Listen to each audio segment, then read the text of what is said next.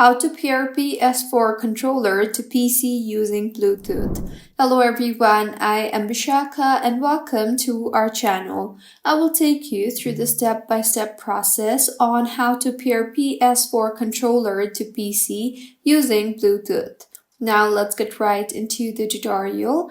PS4 controller is not meant to be used with PC.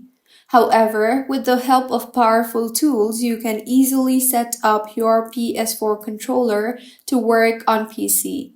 So let's get started. For hardware side, you will require a DualShock 4 PS4 controller, a micro USB cable, and a DualShock 4 USB wireless Bluetooth adapter, which is optional. And for software side, you will require Steam account or Microsoft account, .NET Framework 4.5, Xbox 360 controller driver, and DS4 Windows. To connect your PS4 controller via Bluetooth, simply hold the small share button and the central circular button simultaneously until the controller's backlight starts flashing.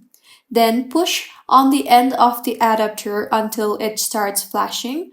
Once both are flashing, they will automatically pair after a few seconds.